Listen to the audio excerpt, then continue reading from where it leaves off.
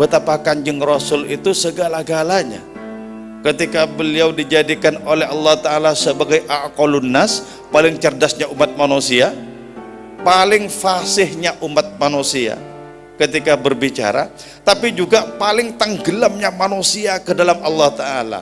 Hebat. Ikutilah jalan dari mana sesungguhnya engkau datang itu. Ketika kau menemukan seutus jalan yang menuju kepada dari mana engkau datang itu, di saat itulah engkau senantiasa berakrab ria dengan Allah Ta'ala.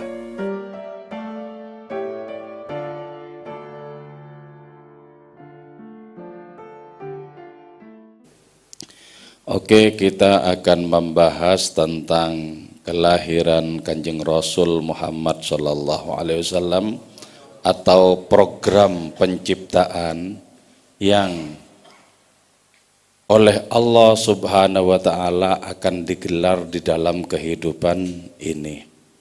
Saya akan mengkaji sedikit kitab yang ditulis oleh Syekh Abdul Karim Al-Jili, yaitu kitab ini ya, Al-Insanul Kamil fi Ma'rifatil Awakhir wal Awail. Di dalam bab ini disebutkan bahwa Allah menciptakan cahaya Kanjeng Rasul Muhammad SAW dari kedua namanya sendiri, yaitu Al-Badi' dan Al-Qadir. Dua nama Allah ini menjadi perantara awal bagi lahirnya cahaya Kanjeng Rasul yang mengawali seluruh isi alam raya ini.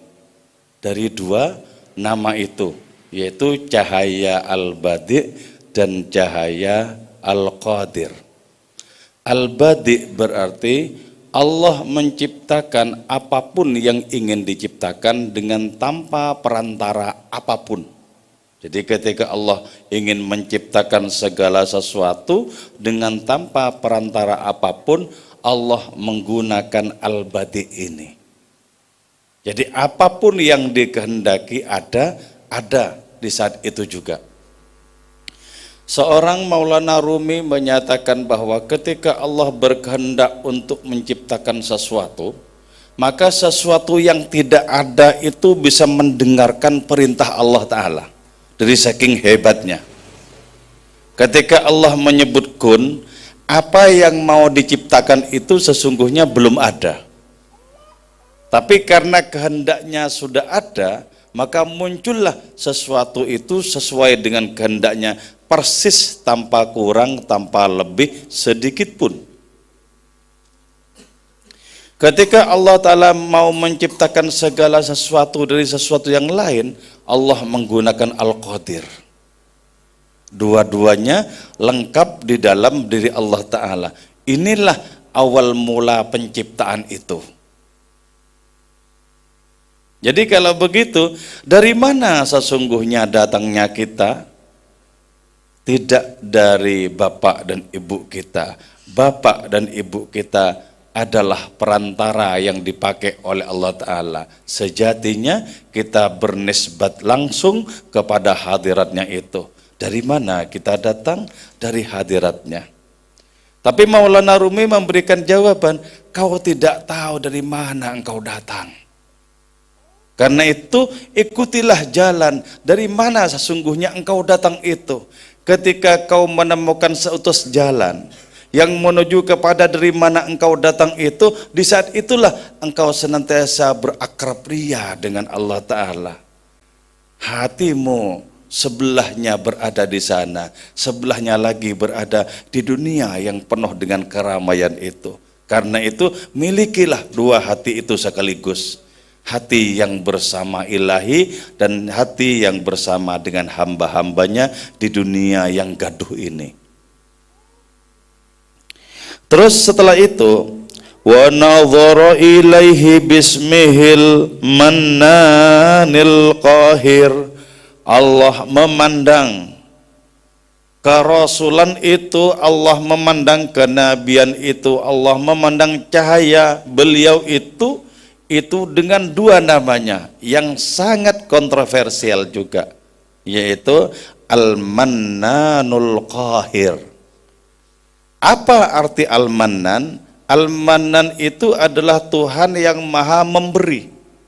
Tidak ada kegiatan apapun kecuali memberi. Memberi terus. Nah, tapi konteksnya di dalam kehidupan yang real seperti yang kita jalani ini, seringkali kata memberi itu disalahpahami. Dikira orang-orang yang punya itu senantiasa diberi oleh Allah Ta'ala, orang yang tidak punya senantiasa tidak diberi. Padahal tidak.